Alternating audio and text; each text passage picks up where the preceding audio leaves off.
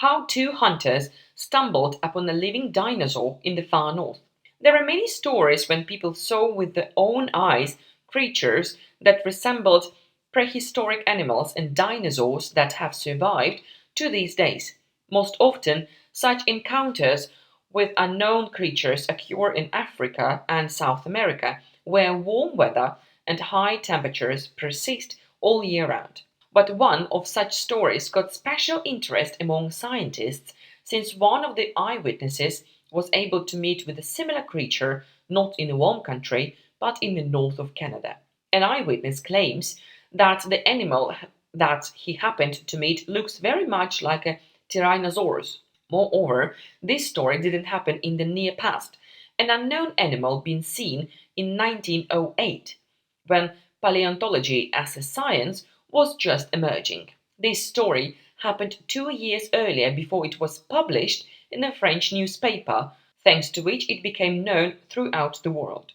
This is a story about two hunters living in the Yukon Wasteland, which borders Alaska. Two friends, one of whom is a banker and the other a local gold miner, went to those cold lands to hunt moose. For a long time, the friends tracked 3 elk, and in the end, they were able to get very close to them. They continued to wait for the right moment to attack, when they suddenly saw that one of the largest individuals, who apparently was the leader of the pack, jerked scarily from the bushes, uttered a heart-rending cry, and at his command, 3 elk ran away in panic. The man wondered what could have scared the prey so much. After a while, the hunters wanted to track down the elks that had ran away and decided to follow their tracks to catch up with the prey. After a while, next to the elk tracks, they saw other, huge tracks of an unknown animal. They were no less than 80 centimeters wide and almost 1.5 meters long. The hunters wondered what kind of animal could have such huge traces. Apparently, the animal was very large, since the footprints were very deep and immediately filled with swamp water.